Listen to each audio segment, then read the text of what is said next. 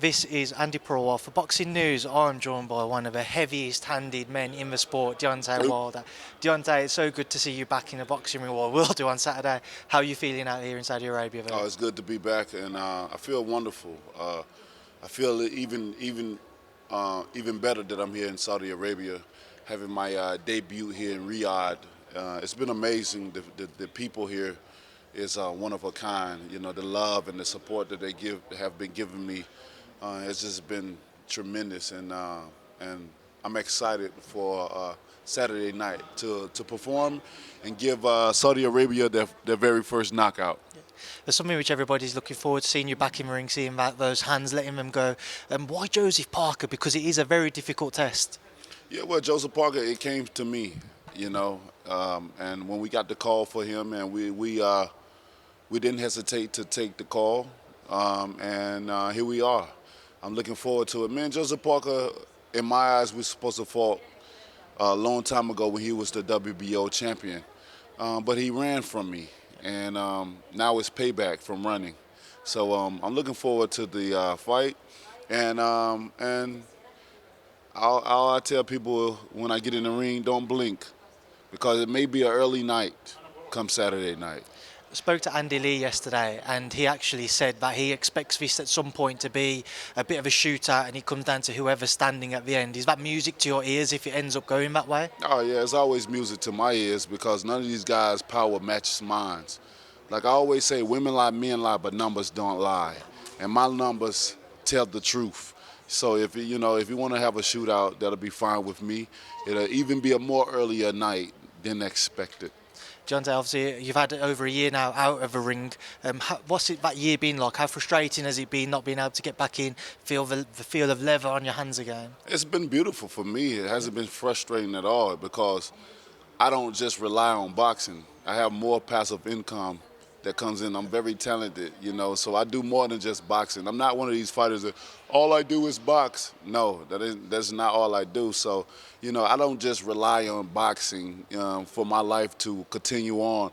I have a beautiful life. I have a beautiful family. I have beautiful people around me all the time. So, it's been good. It's been refreshing for me. And, people talk about the layoff and ring rust, I always tell them, look at my last fight. It's almost a similar thing. A year out of the ring, I get back in there, I put the work in the gym, and the outcome was I still only lasted maybe one round in the ring. So, I don't really gain ring rust because although my body is not in the ring, my mind has never left. So I'm always training. Mentally, and it's always helped me out when it's time for training, trying to put the work in, and I get that done. This has been a short notice, so it's been a short camp, so we've had to cram a lot of rounds up in this camp, but it all worked out for the best. I feel great. I'm ready to go, and it's going to be a beautiful night come Saturday night. Deontay, I'm sure as we get ever closer to Saturday, you want to focus on Joseph Parker, but obviously us being from the UK, we're going to mention that Anthony Joshua fight. The only thing I want to bring up, way into it I want to bring up is we spoke to Anthony yesterday, and a lot of people maybe suggested he was a bit not as open with the media, shall we say. I don't know whether you caught up on much of what he had to say, but what did you make of kind of his attitude towards media yesterday? It's been a big talk throughout everyone about his behavior. It's been a bit of concern as well too, with what's going on with him mentally. I can't really answer that properly. Only he can answer that, and what's going on in his own head. I can say so many different things. I'm just gonna keep it positive though, But that is a question that he has to answer for himself, because we all wondering, everyone is wondering what is up with that guy, what is wrong with him, why his behavior is being so lackluster like that, especially when it comes to me. When answers have been come to me, it's been from the beginning. He never really respond properly when it comes to Deontay Wilder, which that is his own prerogative. We can't force him to say anything or speak his mind. But it's just kind of funny that if you talk about any other heavyweight, he have an opinion. But when it comes to me, it shuts down. But, may God be with him. What I'm interested to know, Deontay, is obviously we know how heavy-handed you are. You go in there, you look for the knockout. There's no secret about it. With Anthony Joshua, up until the Ruiz loss, we saw him in a similar state. He used to go for everybody. He was heavy-handed. Not saying obviously he still is, but he's almost changed his style. He's a bit more kind of thoughtful, a bit more, I don't want to say defensive, but mindful of how he goes about trying to get his opponents out there. Do you think that he looks at you as an opponent and considers how you'd approach a fight, and because of the way that he fights now, is something which he's trying to maybe avoid or prolong before he fights you? I mean, when you're a guy that's blessed with power, and the heavyweight division is based off of power, you get a little hesitant to fight someone of my caliber. Look, many times I thought about myself, like if I had to fight myself, would I? And me being that I have the power and I possess it, I always was like, damn, I wouldn't want to fight myself. But being that I am a warrior and I have a warrior mentality and a heart, I would do so because I'm in this. I understand what I signed up for. I'm in the hurt business, and I understand that with come pleasure, come pain. With come earning, come pain. Anything dealing with this business, pain is after. The aftermath of it. And a lot of these guys don't want to deal with the consequences that comes with being knocked out or whatever the case may be, and that's just bottom line, either you have it or you don't. That's why I say you have champions that are made and you have champions that are born. Would you put your final dollar on a fight with Anthony Joshua taking place next year if you had to do it now?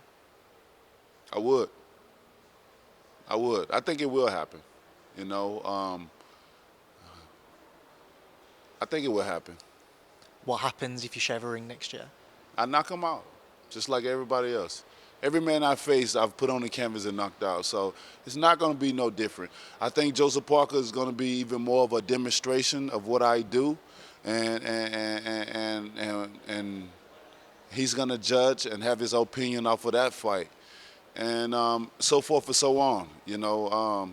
This is what I do. I'm very blessed to be able to possess the power and be able to display it to the thousands that's in the arena and millions that's watching.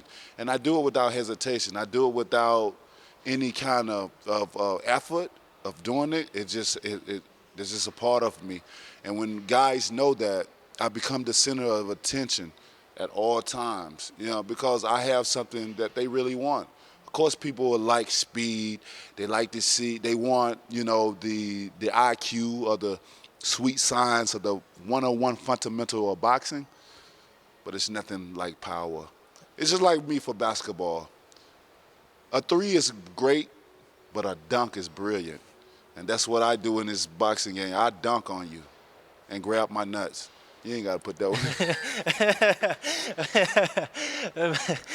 Deontay, just looking towards other potential fights out there. I know you was once, this year, spoken about a potential fight with Oleksandr Usyk. Now, I know there's all the talk of Fury-Usyk, but that'd be a fantastic fight. Boxing fans would love to see you and Oleksandr, two completely contrasting styles.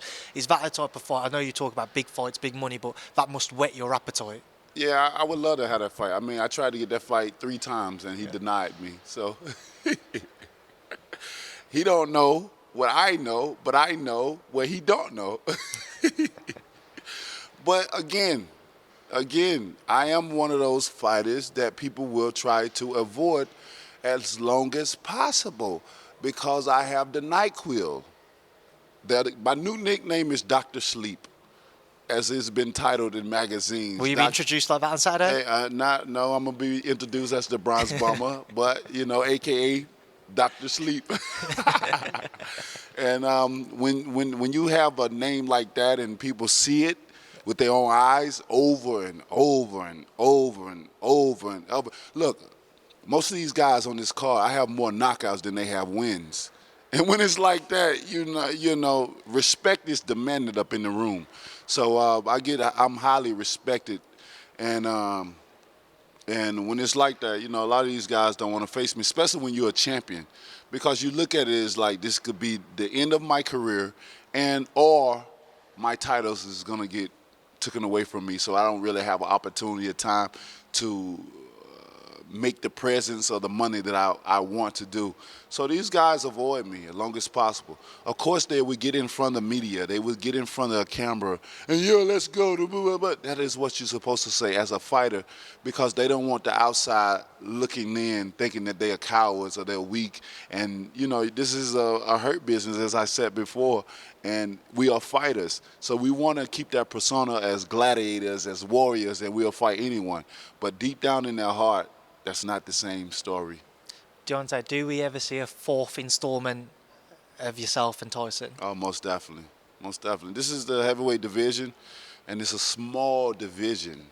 As you can see, many of you guys fighting 2, 3, 4, 5 times as is. So you're definitely going to see a fourth one, maybe a fifth one, could be a sixth one. You say, I hope I'm there for all of them, because every single one entertains, no matter most what. Definitely. It's always going to be the entertainment, especially when it comes to me and whoever else, because I bring the excitement, and I know what people get dressed and come to see when they want to see heavyweights. And I delivered that over and over again, and you can definitely look forward to seeing it. I'm ready, unless the opponent feels opposite or otherwise, But for me, I'm always ready for a good scrap. I'm always ready for competition, and I'm always ready to go to war. Just 2 things to end on. Fury-Usyk, what are your thoughts on that fight? I really don't have too much of a thought. May the best man win, and I hope both of those guys go in healthy and they leave safe as well, out of the ring. This is what it's all about at the end of the day. And, yeah. And then final one, you was on a flight over with Mr. Eddie Hearn recently. What was said between the pair of you? He was just telling me about Joshua and the fight is going to be on and stuff like that, So it was a positive conversation, and we ended it on a positive note. So that was all said, and it was good. So we'll see what happens. Share a cup of tea? Not at the moment in time. I have my opinions, and I've always said my opinions and what I've said, and I never go back up on it unless the circumstances change. And we'll see. I don't think Eddie wants that fight either. He never did, because you got to understand, Joshua is their head guy of their stable. He's the moneymaker of their company. So why would you want to risk your cash cow of the company of getting destroyed or losing that? That's in their head, in their mind, their thinking.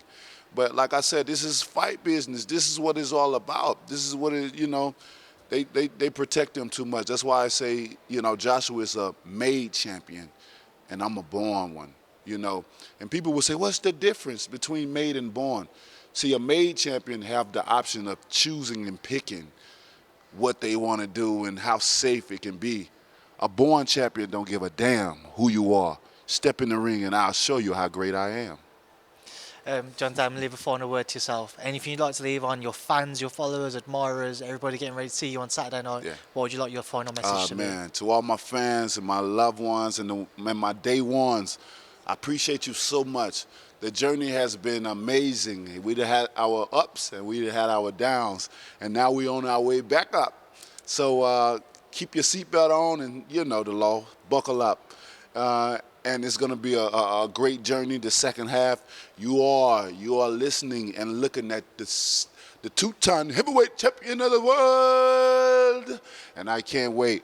And it starts Saturday, December the 23rd, right here in Riyadh, and I'm looking forward to displaying what I always do, the knockout. So if you're at home, or even if you're going to be here at the arena, you know what to do. You know what the instructions is. You're going to be on the edge of your seat, but make sure you don't blink, because bam, baby, good night. You don't want to miss it. Bomb Squad!